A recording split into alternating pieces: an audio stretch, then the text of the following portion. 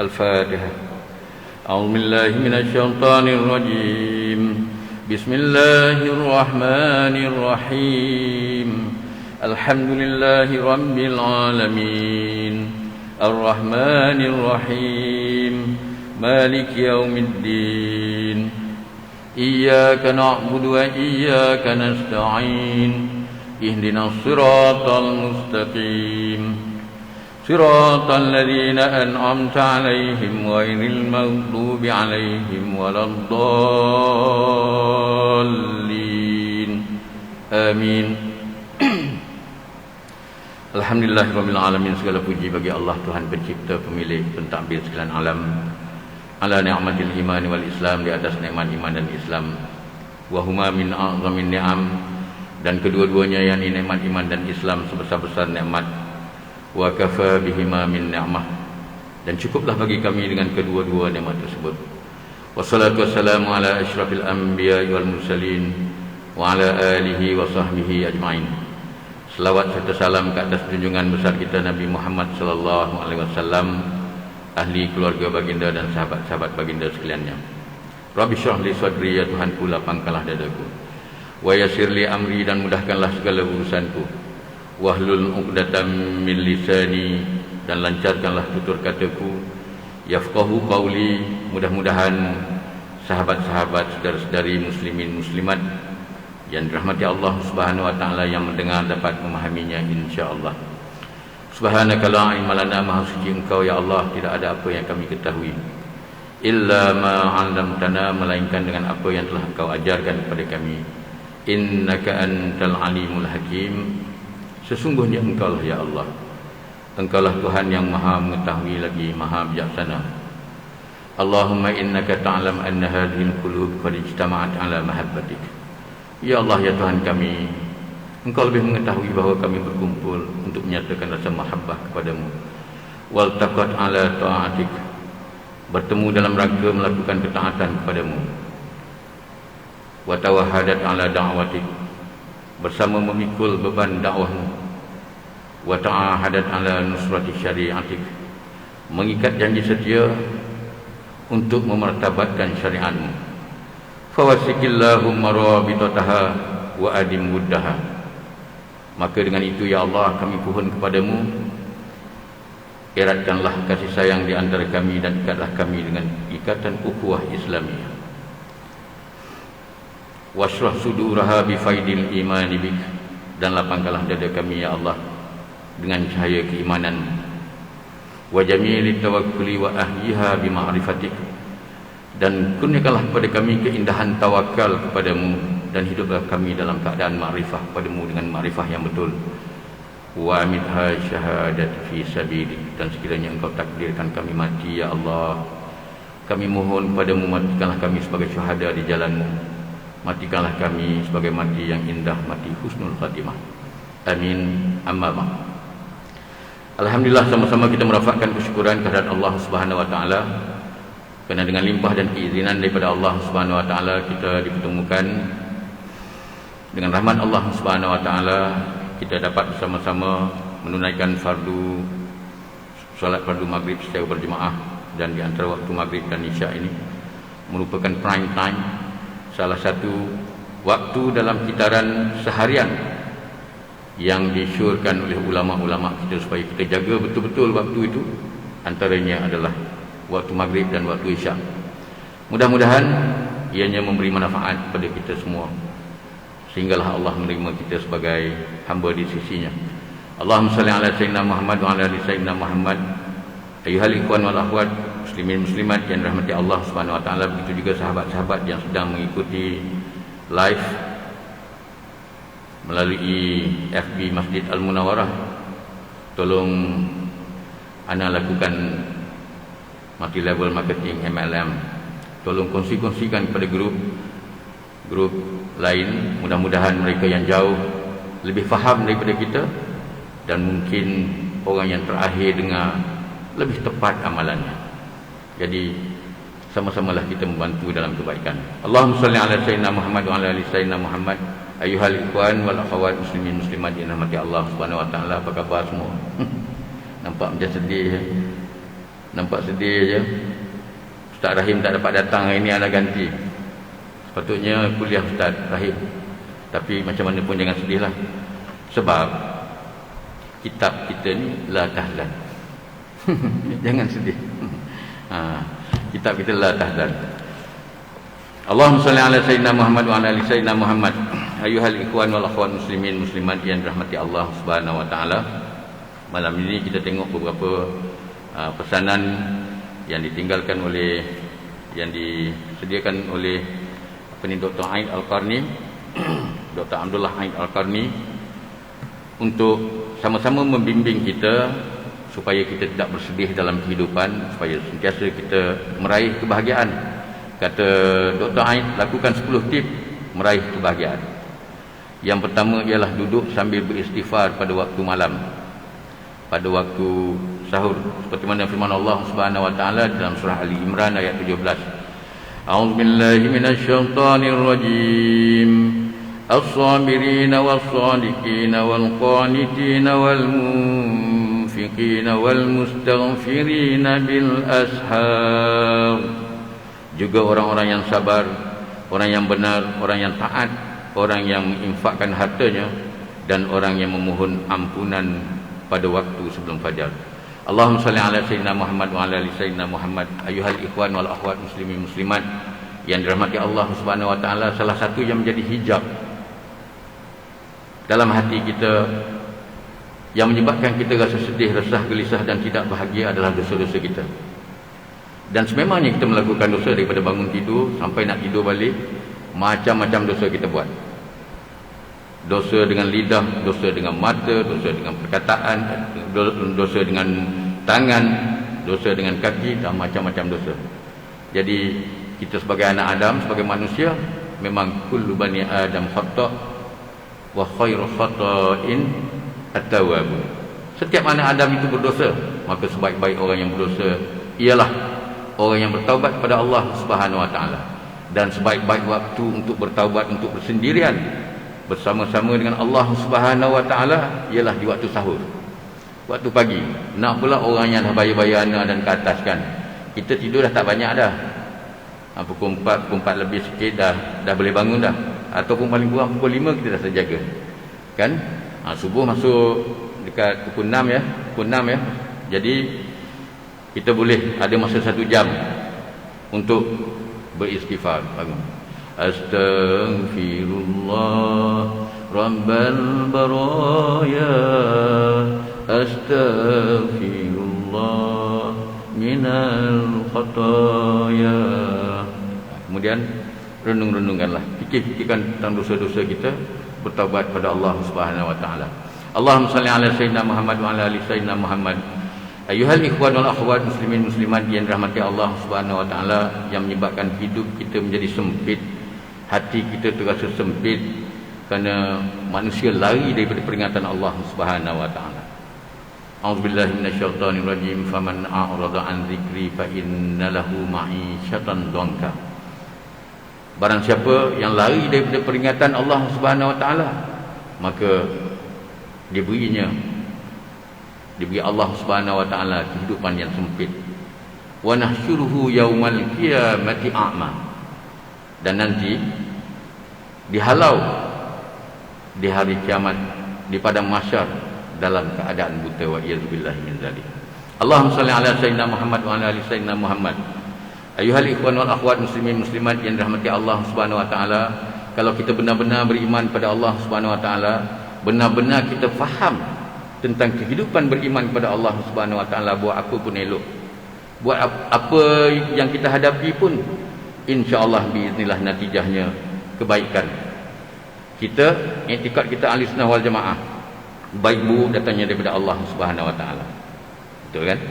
Baik buruk datangnya daripada Allah Subhanahu wa taala. Ketentuan Allah Subhanahu wa taala sejak azali, Allah telah menentukan setiap apa yang akan berlaku kepada hamba-Nya, sama ada baik atau buruk. Kita boleh buat baik, boleh buat taat, datang ke masjid, dengar kuliah, solat secara berjemaah, kita dapat lakukannya dengan rahmat Allah Subhanahu wa taala.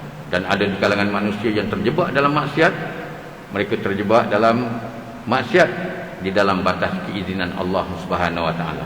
Tapi kalau hidup berilmu, faham tentang hidup beragama ini, maka orang yang diberi oleh Allah Subhanahu wa taala jalan yang baik dalam kehidupannya, Allah muliakan dengan jalan dia bersyukur kerana dia dipilih untuk jadi orang baik. Tapi kepada mereka yang tersasar, sedangkan mereka mempunyai ilmu tentangnya, tersasar, buat maksiat, akhirnya sebab dia ada ilmu, dia ada keyakinan pada Allah Subhanahu wa taala, bersangka baik pada Allah Subhanahu wa taala, lalu dia bertaubat kepada Allah Subhanahu wa taala. Akhirnya dua jalan yang berbeza, tapi penghujungnya tetap sama, syurga Allah Subhanahu wa taala. Orang yang melakukan maksiat dimuliakan oleh Allah Subhanahu wa taala kerana bertaubat. Orang yang melakukan ketaatan dimuliakan oleh Allah Subhanahu wa taala dengan keikhlasan ketaatannya. Allahumma salli ala sayyidina Muhammad wa ala ali sayyidina Muhammad. Jadi itu yang pertama kata Dr. Aid. Yang pertama, beristighfar banyak-banyak. Baginda Rasulullah sallallahu alaihi wasallam ada riwayat kata 70 kali, ada riwayat yang mengatakan 100 kali maksum baginda Rasulullah sallallahu alaihi wasallam. Tapi beristighfar nak mengajar kita semua. Sedangkan kita ni yang banyak dosa ni, tambah level-level macam mana ni, memang zikir yang paling baik istighfar je lah. Istighfar, insya-Allah. Baik, Allahumma salli ala sayyidina Muhammad wa ala ali sayyidina Muhammad. Ayyuhal ikhwan wal akhwat muslimin muslimat yang dirahmati Allah Subhanahu wa taala. Kemudian perkara yang kedua kata Dr. Ain, bagaimana untuk meraih kebahagiaan, ialah dengan menyendiri untuk bertafakur, iaitu berfikir. Seperti mana firman Allah dalam surah Ali Imran ayat 191. A'udzubillahi minasyaitonir rajim. Alladzina yadhkuruna Allaha qiyaman wa qu'udan wa 'ala junubihim wa yatafakkaruna fi khalqis samawati wal ardh. Rabbana ma khalaqta hadza batila subhanaka faqina 'adzaban nar. Iaitu orang-orang yang mengingati Allah sambil berdiri, duduk atau dalam keadaan berbaring, dan mereka memikirkan tentang penciptaan langit dan bumi, seraya berkata, ya Tuhan kami, tidaklah Engkau menciptakan semua ini sia-sia. Maha suci Engkau ya Allah, lindungilah kami daripada azab neraka. Allahumma salli ala sayyidina Muhammad wa ala ali sayyidina Muhammad. Ayuhal ikhwan wal akhwat muslimin muslimat yang dirahmati Allah Subhanahu wa taala, urutan yang baik bila kita terjaga daripada tidur. Kan tadi kita pasal berzikir di waktu sahur kan, beristighfar di waktu sahur. Sebelum tu kena bangun daripada tidur dulu kan. Urutan yang baik, semasa kita tersedar di waktu tengah malam, waktu sahur, pertama sekali tersedar, alhamdulillahillazi ahyana ba'dama amatana wa ilaihin nusyur. Doa bangun tidur. Kemudian bangun,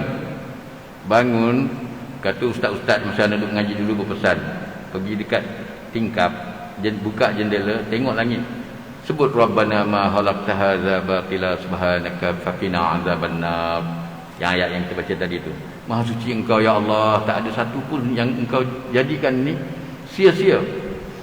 Jadi pagi-pagi lagi kita dah mengiktikadkan Allah Subhanahu wa taala bersifat dengan segala sifat kesempurnaan. Mustahil Allah Subhanahu wa taala yang bersifat dengan segala sifat kesempurnaan itu membuat sesuatu dengan sia-sia, dengan main-main. Tak ada sia-sia. Pagi-pagi kita dah iktikad macam tu, lalu bila kita pergi bekerja, apa yang kena, apa yang kita hadapi, apa yang kita alami, semuanya natijahnya kebaikan kalau kita berfikir cara Islam. Kerana ianya telah ditentukan oleh Allah Subhanahu wa taala, tak mungkin sia-sia. Di dalamnya penuh pengajaran, di dalamnya penuh ilmu. Jadi yang kedua, step yang kedua. Step yang ketiga, masuk bilik air, mandi, berwudu. Step yang ketiga, sembahyang tahajud 2 rakaat. Lepas tu nak tambah dengan sembahyang sunat taubat ataupun sembahyang sunat hajat, dan kalau ada masa sembahyang sunat tasbih, buatlah. Kemudian berzikirlah dengan astagfirullahalazim. Hari tu Dr. Aid pesan, suruh baca apa?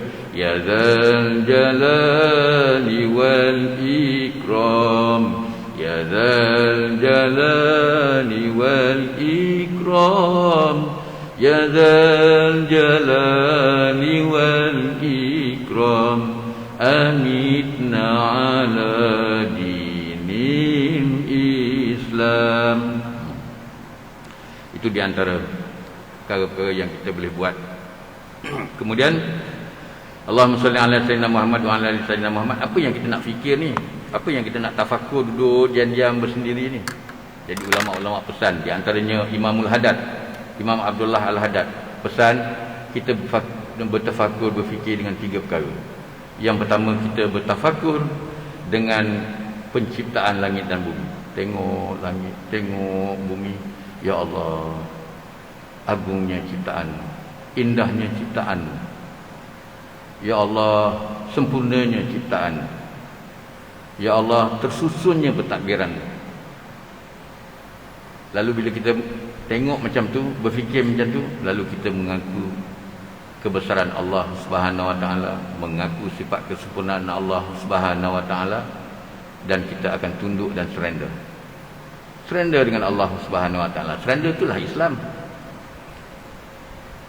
Dia kena tunduk, dia kena tengok, fikir sampai kita surrender.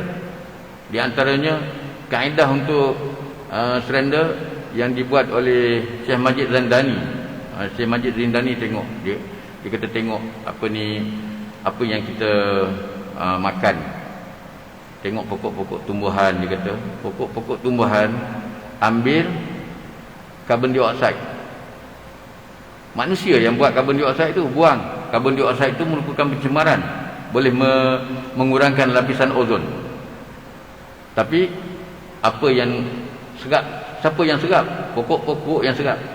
Bila pokok-pokok yang serap, pokok-pokok serap gas beracun tu, CO2 ataupun karbon dioksida, kemudian dia bebaskan oksigen untuk kegunaan kita. Makan benda yang tak elok, keluarkan hasil yang elok untuk khalifah Allah Subhanahu Wa Taala di muka bumi. Mulianya manusia. Sampai begitu. Sedut karbon dioksida, keluarkan oksigen. Binatang-binatang makan rumput, makan cebisan-cebisan lebihan-lebihan daripada manusia, mengeluarkan daging yang lazat, mengeluarkan susu yang enak. Ini cara Syekh Majid Zindani ajak kita berfikir. Lalu dia kata, kalau dah makhluk-makhluk lain yang di sekeliling manusia ini makan sisa-sisa, mengeluarkan hasil yang baik, tapi cuba tengok manusia makan yang sedap-sedap. Di mata ada kotoran, dalam telinga ada kotoran, dalam mulut ada kotoran, dalam perut ada kotoran. Lalu bagaimana? Bagaimana manusia nak mengimbangi makhluk-makhluk lain ini? Makhluk lain makan yang tak elok, keluarkan yang elok, keluarkan hasil yang elok. Akar duduk dalam tanah, keluarkan buah yang manis-manis, yang sedap-sedap, yang lazat-lazat. Tapi manusia makan sedap-sedap, semua kotoran pada diri. Lalu macam mana nak mengimbangi ini? Nak mengimbangi ini, kata Syekh Majid Zindani, manusia kena cakap yang baik, kena buat yang baik, baru boleh mengimbangi. Jadi bila kita tengok macam tu kan, kita surrender. Kita surrender kan. Surrender tu point dia. InsyaAllah. Kemudian perkara yang kedua yang kita kena tafakur, yang kita kena berfikir tentang nikmat Allah Subhanahu Wa Taala. Ya Allah, daripada sekecil-kecil nikmat, kadang-kadang kita tak terfikir pun. Bila orang sebut, baru kita fikir benda tu kecil sangat, benda tu remeh sangat, tapi mempunyai pengaruh yang besar dalam kehidupan manusia, membantu manusia, keselesaan hidup manusia begitu besar sekali. Apa nikmatnya? Bulu mata. Bulu mata ni, kalau bulu mata atas bawah ni tak ada, tak boleh tidur kita.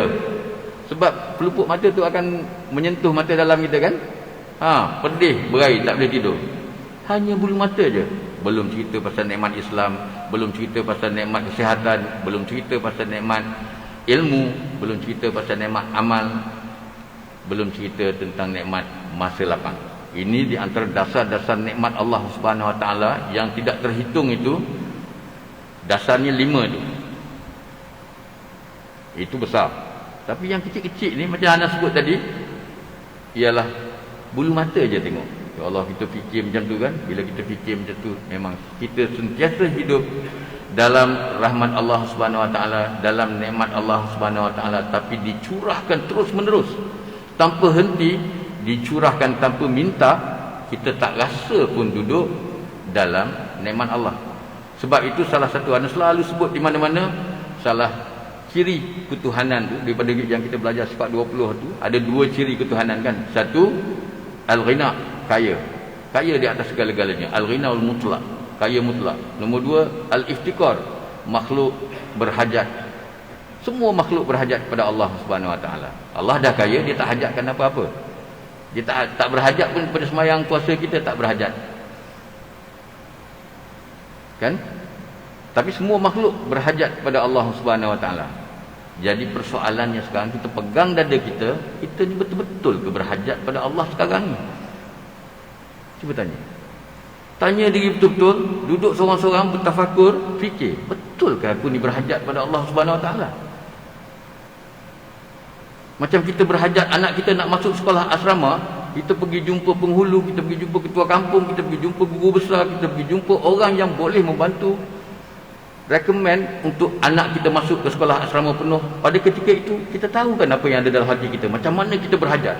Dengan raut wajah kita bila berjumpa dengan mereka untuk bantu anak kita masuk ke sekolah asrama, dengan body language kita, dan penuh rasa berhajat.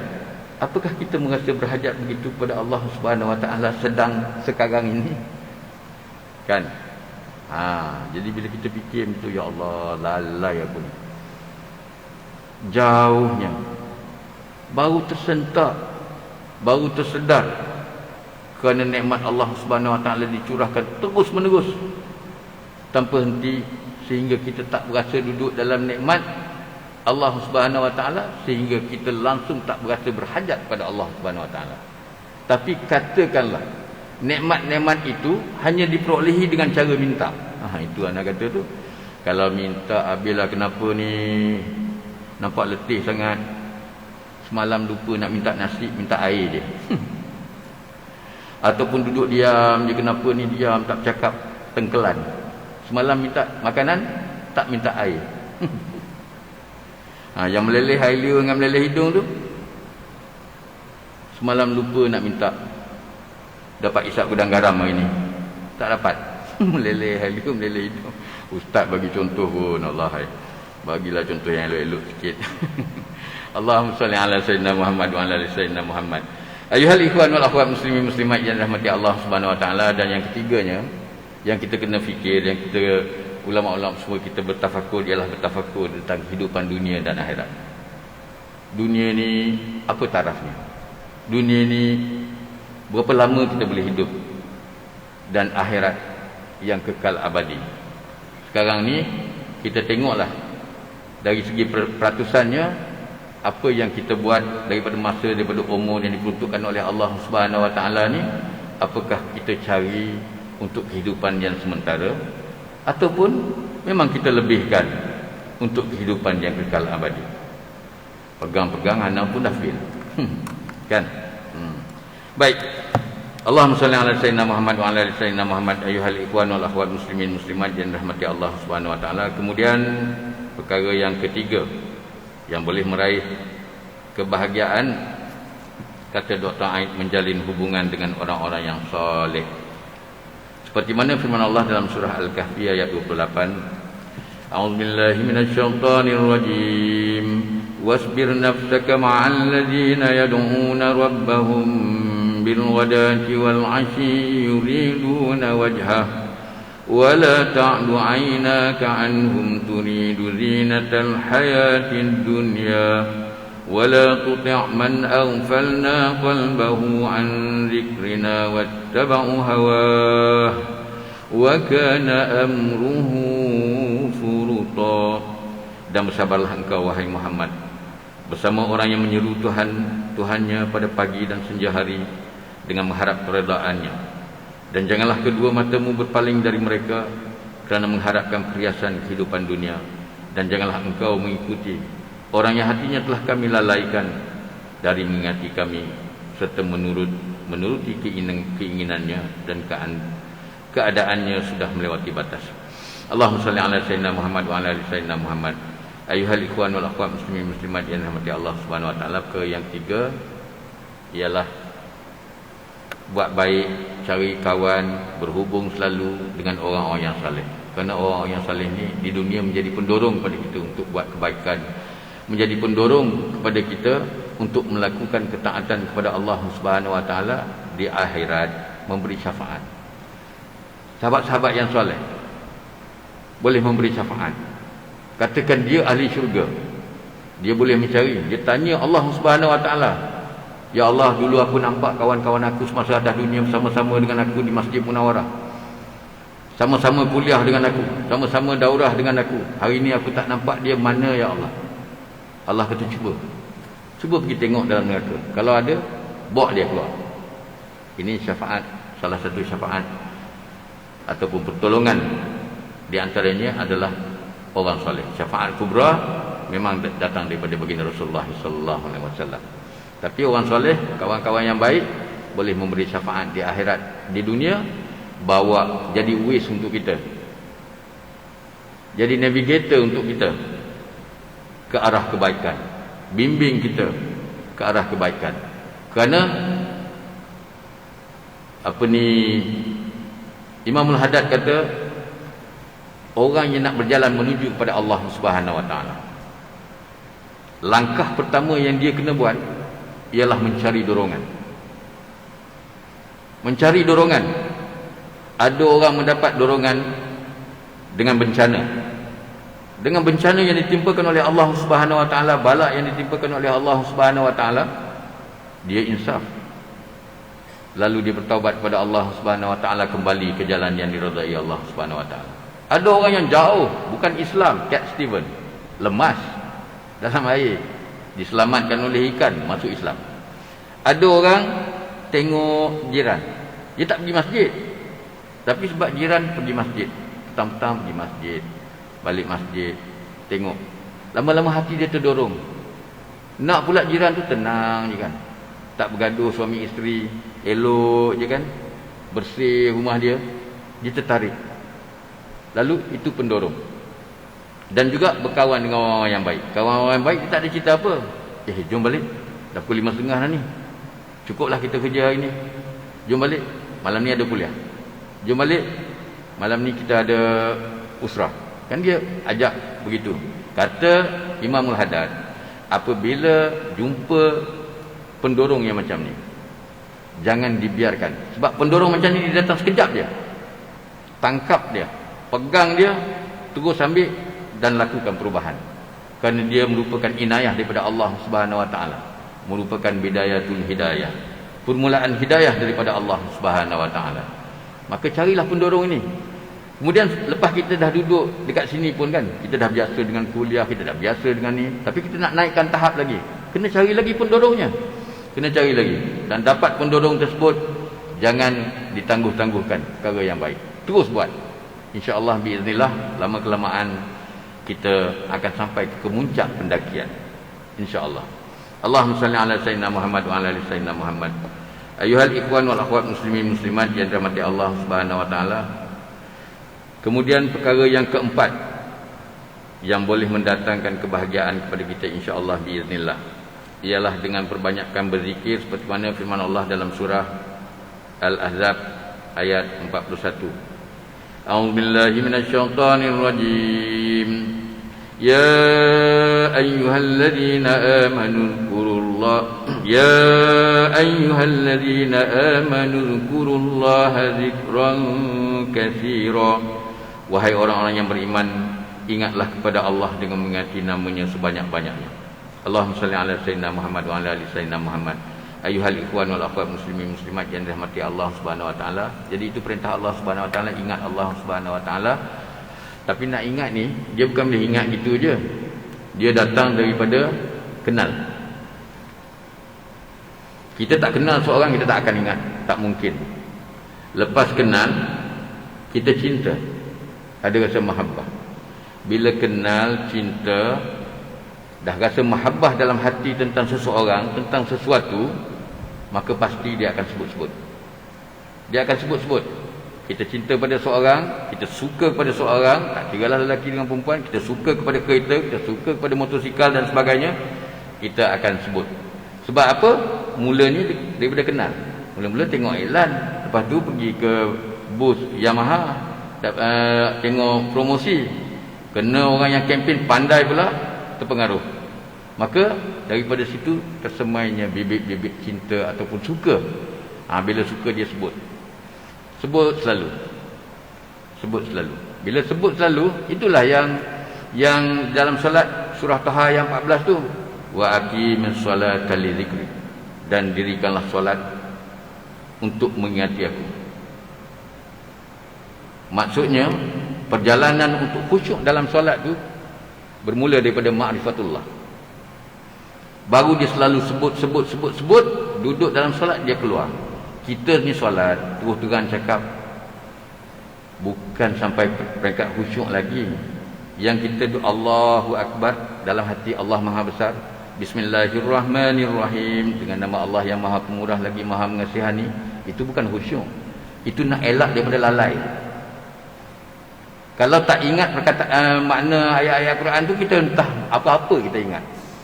Jadikan ingat Allah Subhanahu Wa Taala dalam solat tidak boleh diraih dalam solat. Dia kena diraih di luar solat.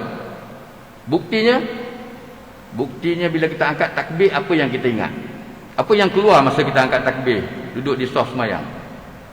Itulah yang kita ingat tadi sebelum semayang. Kita 5 jam buat pasal financial planning untuk new business dia, 5 jam. Tiba-tiba dengar azan, tak sempat nak putuskan, terus semayang je. Yang itu yang keluar balik kan. Jadi nak keluarkan Allah Subhanahu Wa Taala dalam solat, tak boleh dapat dalam solat, dia kena dapat di luar solat. Jadi perjalanannya daripada ma'rifatullah, daripada kenal Allah Subhanahu Wa Taala, maka kukuhlah pelajaran pemahaman akidah. Dalamkan. Ana pesan pada diri anda dan sahabat-sahabat semua, krisis yang dihadapi oleh kita hari ini adalah krisis keyakinan, adalah krisis akidah yang parah. Kerana buah daripada akidah itu akhlak. Berakhlak dengan sama makhluk, berakhlak dengan Allah Subhanahu Wa Taala. Hari ini akhlak runtuh menderak depan mata kita. Krisisnya bukan krisis akhlak, krisisnya adalah krisis keimanan, krisis keyakinan. Jelas? Baik. Allahumma salli ala sayyidina Muhammad wa ala ali sayyidina Muhammad. Ayuhal ikhwan wal akhwat muslimin muslimat yang dirahmati Allah Subhanahu Wa Taala. Jadi persoalannya, bila zikir kita nak zikir apa? Kita boleh zikir satu, jangan tinggal zikir yang lepas solat tu. Subhanallah, alhamdulillah, Allahu Akbar. Satu. Yang keduanya, Imam Ghazali tinggalkan zikir harian. Hari ni hari Jumaat, ya Allah 5 minit je, 5 minit. Hari Khamis, Subhanallahil Azim.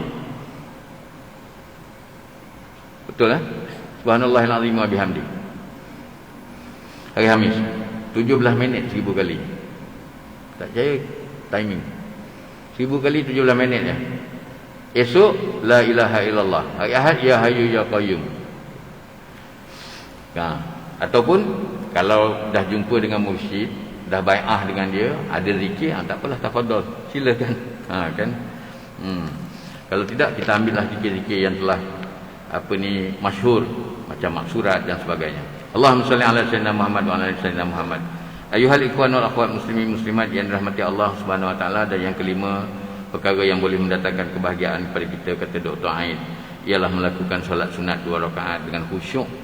Iaitu apa? Solat tahajud. Bangun pagi tadi tu, kita buat solat tahajud. Seperti mana firman Allah Ta'ala di dalam Al-Quran, surah Al-Mu'minun ayat 2. A'udzubillahi minasyaitonirrajim. Alladzina hum fi salatihim khashi'un, iaitu orang yang khusyuk dalam solatnya. Kan ayat yang pertama qad aflahal mu'minun kan.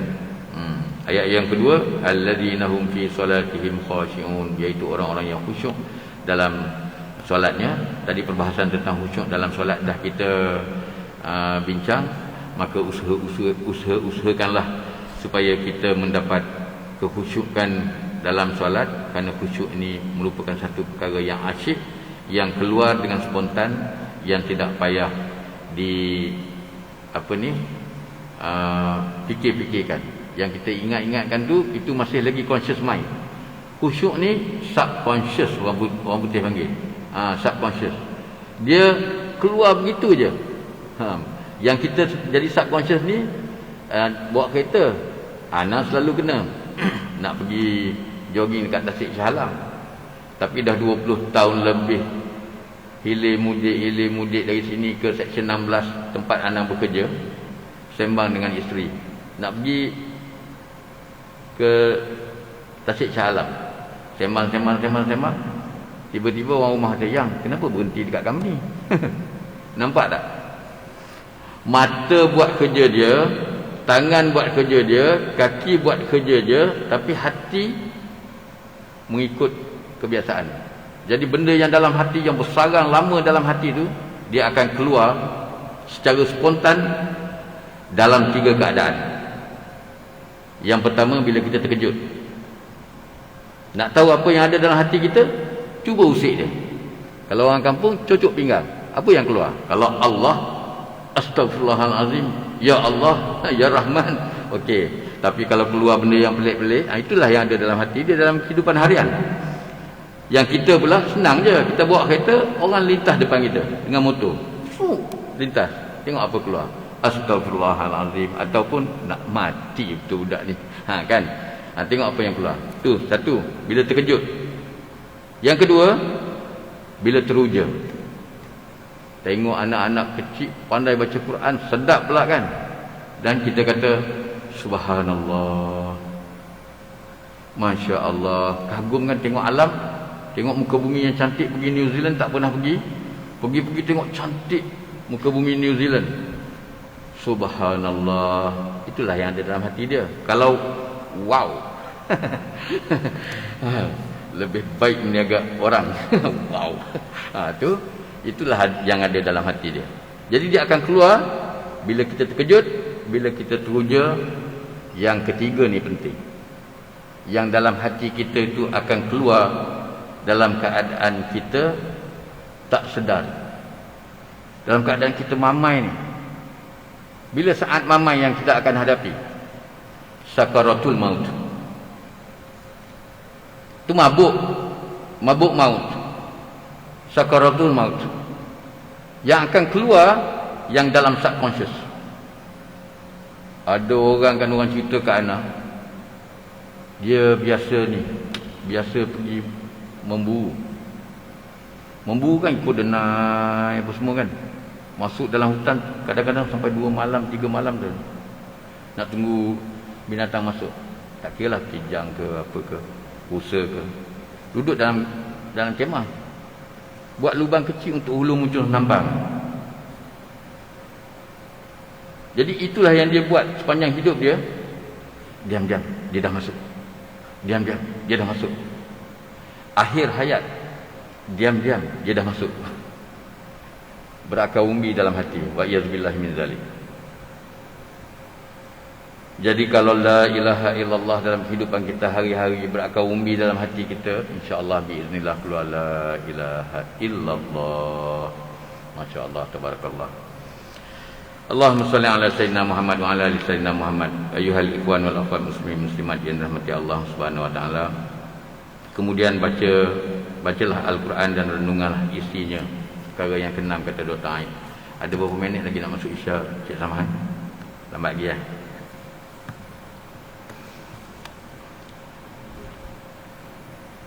Baik, perkara yang ke-6 kata Dr. Aid yang boleh memberi kebahagiaan kepada kita ialah baca Al-Quran dengan tadabbur, iaitu renungkan isi kandungan Al-Quran. Bukan tafsir pun macam yang kita buat pagi-pagi dengan imam, just tengok maknanya saja. Seperti mana firman Allah Subhanahu wa taala dalam surah An-Nisa ayat 82. A'udzubillahi minasyaitonir rajim. Afala yatadabbaruna al-Qur'an walau kana min 'indi ghairillah lawajadu fihi ikhtilafan katsira. Maka tidakkah mereka menghayati yang mendalami Al-Quran? Sekiranya Al-Quran itu bukan dari Allah, pastilah mereka menemukan banyak hal yang bertentangan di dalamnya.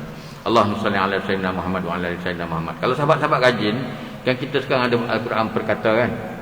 Baca satu ayat, baca makna dia, baca perkataan, baca makna dia, baca perkataan, baca makna dia. Kemudian nanti baca pula satu ayat penuh dan baca maknanya penuh. Itu yang kaedah lah. Kita ikut masing-masing kaedah kita. Kemudian cuba berinteraksi. Lama-lama dia akan jadi sendiri dia. Nanti bila dalam semayang, kalau kita dah dapat tangkap sikit-sikit, dia akan terasa. Macam kita baca, sebut neraka, wa iyazubillah. Berinteraksi lah tu, wa iyazubillah. Dicerita tentang orang-orang yang soleh, yang dapat ganjaran syurga, syuhada yang dapat ganjaran syurga. Dengan sendirinya kita kata, Allahumma ja'alni minhum. Ya Allah, jadikanlah aku daripada kalangan mereka. Kan orang dengar bising. Hari tu mak Ana datang bilik Ana, nampak macam bising, macam cakap dengan siapa? Rupanya Ana duk praktis. Duk praktis macam tu lah. Allahumma ja'alni minhum. Wa iyazubillah, ya Allah, jangan. Takut ya Allah, jangan golongkan kami dalam keadaan itu. Kita baca, cuba macam tu. Berinteraksi. Jadi nanti insya-Allah biiznillah dalam solat, mana-mana yang kita faham sikit-sikit tu akan kita terasa macam tu lah. Tapi jangan pula nanti, ya Allah, tengah-tengah solat, ya Allah, aku tak mau jadi macam tu. Habislah. Baik. Yang ketujuh, berpuasa sunatlah walaupun pada hari yang sangat panas. Amalan yang baik. Kenapa? Kita ni kan dijadikan oleh Allah Subhanahu Wa Taala di tengah-tengah antara malaikat dengan binatang. Manusia, jin duduk tengah-tengah tu. Malaikat Allah kurniakan apa? Akal tanpa nafsu. Binatang, nafsu tanpa akal. Kita dua-dua ada. Jadi kalau kita nak taat pada Allah Subhanahu Wa Taala seperti mana malaikat, kena tumpaskan nafsu. Kalau nafsu menang, maka jadi lebih teruk daripada binatang, kan? Jadi salah satu nak tumpahkan nafsu ni, sebab nafsu Allah ciptakan nafsu dengan akal, panggil akal. Akal datang. Akal terus datang. Siapa aku? Siapa engkau? Engkau Tuhanku yang Maha Tinggi. Engkau yang mencipta aku, engkaulah Tuhanku yang Maha Tinggi. Terus akal jawab. Allah kata tak ada makhluk yang lebih baik daripada engkau yang keciptakan. Panggil nafsu. Panggil di bada. Nafsu kau datang menghadap, dia buat diam. Tanya, siapa engkau, siapa aku? Engkau, aku. Letak 100 tahun dalam neraka, bawa naik, letak, kau duduk ini dan diam. Tanya, engkau siapa, aku siapa? Engkau, aku. Ambil 100, ambil lagi, letak dalam neraka juk, neraka lapar, 100 tahun. Naik, tanya, siapa engkau, siapa aku, baru dia mengaku, aku hamba-Mu, engkau Tuhan. Jadi nafsu nak tumpah dia, tumpas dengan puasa. Jadi rajin-rajinlah puasa sunat. Jadi kata Imam Ghazali dalam bab puasa ni, yang terbaik ikut puasa Nabi Daud. Puasa sehari makan sehari, puasa sehari makan sehari, puasa sehari makan sehari. Ataupun puasa Isnin Hamis yang diajar oleh baginda Rasulullah sallallahu alaihi wasallam, hari putih, hari-hari kebesaran Islam yang menjadi sunat untuk kita berpuasa. Allahumma salli ala sayyidina Muhammad wa ala sayyidina Muhammad. Kemudian bersedekah secara sembunyi. Perkara yang ke-8, hingga tangan kiri tidak mengetahui apa yang diinfakkan oleh tangan kanannya. Dan yang ke-9, meringankan beban seorang muslim yang sedang dalam kesulitan. Baginda Rasulullah sallallahu alaihi wasallam bersabda, barang siapa yang meringankan kesusahan seorang muslim di dunia, maka Allah Subhanahu Wa Taala akan membebaskan kesulitan kelak di hari kiamat. Ini kesulitan di dunia ni pun kita dah tak tahan. Kepayahan di dunia ni kita dah tak tahan. Tapi kesulitan di akhirat, kesulitan di mahsyar, ya Allah, memang tak dapat digambarkan, tak dapat dibayangkan, kan? Tengok apa ni, Aziz ke Sudin yang nyanyi, karam di lautan boleh ku renang, karam di darat nak bayar hutang.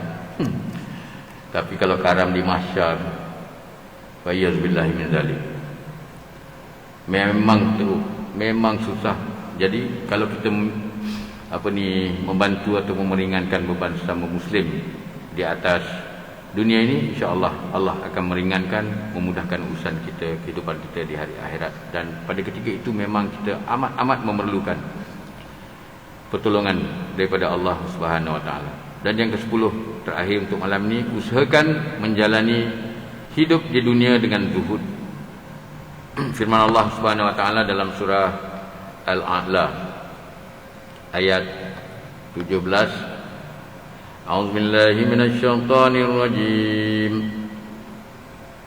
Wal akhiratu khairun wa abqa. Padahal kehidupan akhirat itu lebih baik dan lebih kekal.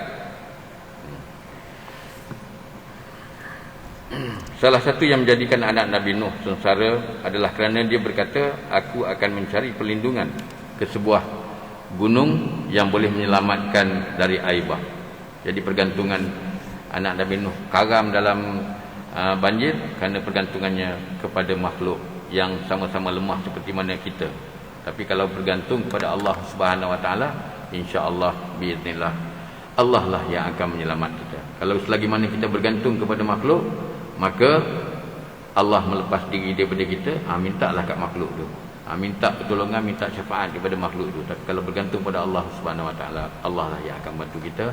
Apa yang baik datangnya daripada Allah Subhanahu Wa Taala, yang kurang datangnya daripada kelemahan dan kekurangan di anda sendiri, hakikatnya juga daripada Allah Subhanahu Wa Taala. Anda mohon ampun kepada Allah Subhanahu Wa Taala dan minta maaf kepada sahabat-sahabat sekalian.